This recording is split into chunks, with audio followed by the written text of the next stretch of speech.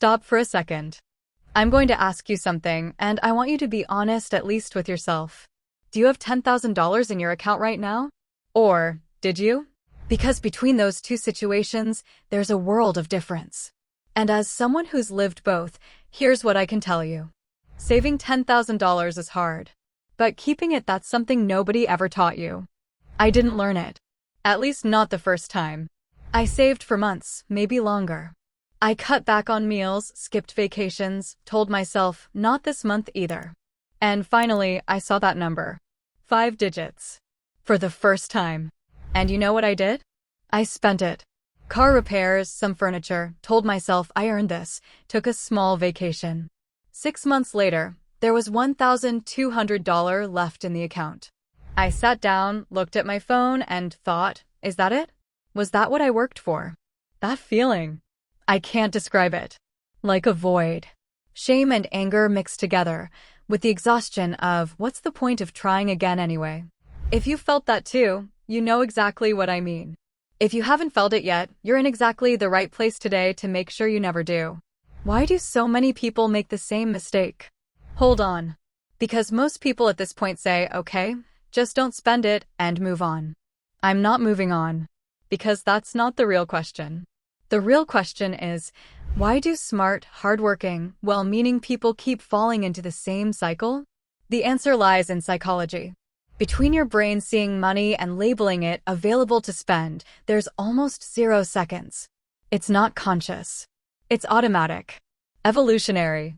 Your brain switches into resources are here, use them now mode. And $10,000 sitting in your checking account is like a plate of cookies to your brain. It's sitting on the table. Visible. Accessible. You told yourself, for special occasions, but doesn't today count as special? And that's how it starts. A restaurant.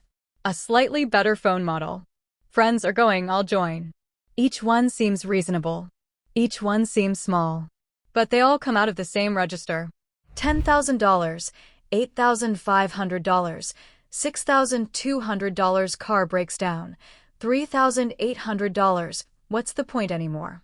This isn't an accident. This is a system failure.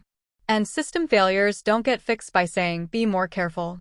They get fixed by changing the system. What should I have done that day? Let me tell you now what I did the second time I reached $10,000. I felt the same excitement. The same finally feeling. But this time I did one thing differently. I didn't wait. That day, that evening, I split the money. I sent it to 3 different places. And each one had a separate job. That was the moment everything changed. Because in my mind, it was no longer, I have $10,000. It was, I have $2,000 for spending, for $1,000 in my emergency fund, for $1,000 working for me. And you know what happened? My urge to spend dropped. Automatically. Without doing anything. Because money you can't see doesn't get spent. Step by step. What should you actually do with that $10,000? Step 1. Split it. Now. Tonight. The day you reach $10,000, don't leave that money in your checking account. I know, you're going to say, I'll do it tomorrow. Tomorrow won't come. Tomorrow life will keep moving. Something will come up. It'll become, I'll do it this weekend. Then a month will pass. The money will still be sitting there. But a little less of it. That's why, now. Split the money into 3. Create 3 boxes in your head.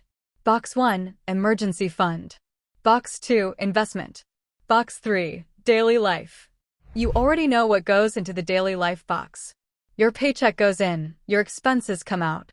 That doesn't change. What changes is this. The other 2 boxes now live somewhere separate. Out of your sight. Slow to access. Somewhere you can't just open up when you're bored. Step 2, emergency fund, a real shield.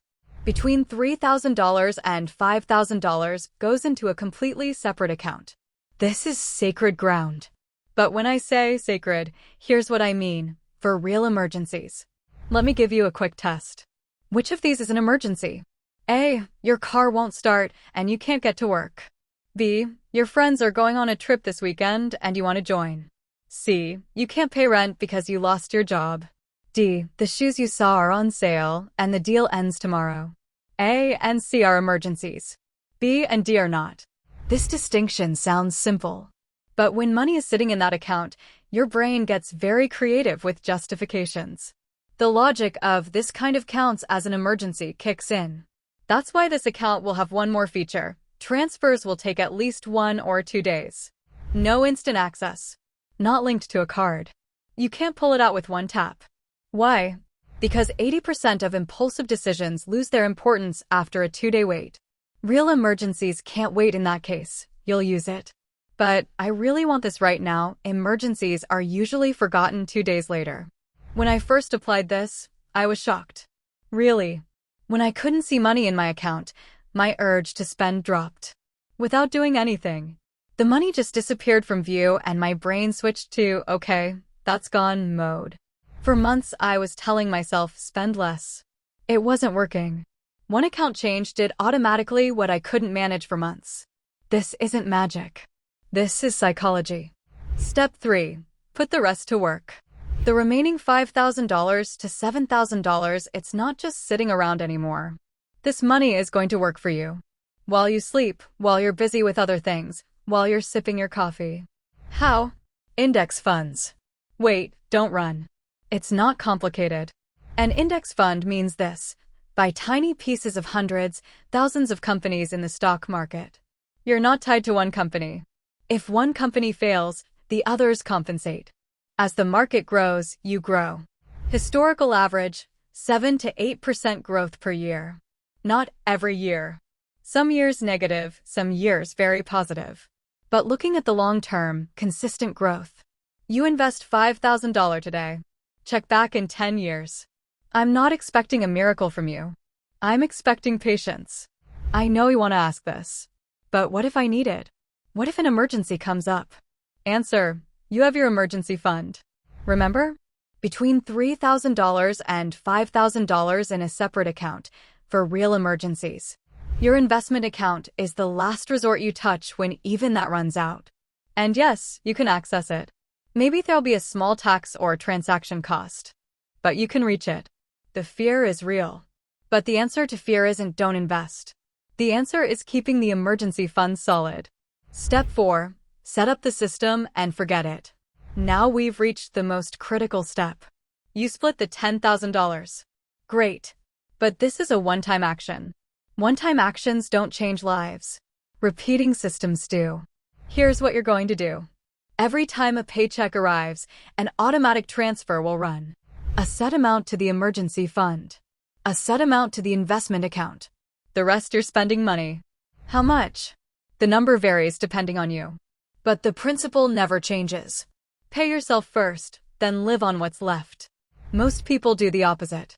They spend first, try to save what's left. There's nothing left. When you set up the system, the money moves before it arrives in your hands. Before you think, how much should I spend? The system has already run. And that difference looks incredible when you look back a year later. Let me tell you something very honest about motivation. Motivation is a liar. First month, great. Second month, good. Third month, this month is a bit tough, let me skip. Fourth month, this was never going to work anyway. Motivation does this. Every time. Without exception. A system, on the other hand, doesn't ask. Doesn't think. Doesn't hesitate. It does the same thing every month. Whether you want it to or not. Whether you're tired or not. Whether you're motivated or not. When I set up the system, I looked at my account 2 years later. I had saved money despite myself. That feeling is so much stronger than I got motivated and saved. Because I trusted the system, not my own willpower. And the system never left me halfway. The big purchase trap. Let me make a confession now. The first thought that crossed my mind when I saw that $10,000 wasn't a house, wasn't a car. It was, what if I put it into that business? Everyone has their own version of this. Some a house, some a car, some a business idea.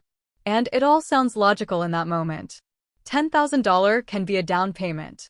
I'll take out a loan from the bank. I'll have started. Stop. Do the math for a second. You gave $10,000 as a down payment. You're back to zero. On top of that, you're paying monthly installments. You're helpless in an emergency. And you count as having started. This isn't starting. This is digging a deeper hole and naming the hole investment. If you really want to buy something, buy from a position of strength. Let it become $20,000, $30,000. Let your emergency fund be solid, your investments continuing, then make the down payment. Here's the difference. A home you start with by saying, I gave everything I saved, now I'm at zero, puts you under stress every month. A home you start with by saying, I made the down payment, I still have a backup behind me feels different. Not a feeling of ownership, but a feeling of actual security. Buy from strength, not desperation. If someone had whispered this one sentence in my ear 10 years ago, my life would have been different. The tax issue, nobody tells you this. Most people skip this part. Don't skip it. Where you put your money when investing directly affects how much ends up in your pocket later. Let me explain simply. If you invest in a regular account, taxes are taken from your earnings. Not a huge problem, but not optimal either. In some countries, there are certain types of accounts. The government says, you're saving this money long term, so I'll give you a tax advantage. Money growing in these accounts creates a serious difference compared to regular accounts after decades. Same money, same investment, but the right box. What do you need to do? Before you start investing, research whether these types of advantageous accounts exist in your country. Individual retirement accounts, IRA, employer-sponsored retirement plans, 401k, tax-advantaged fund accounts. The names change, but the principle is the same. Before you invest, research this option. Because you're putting the same money in the same place.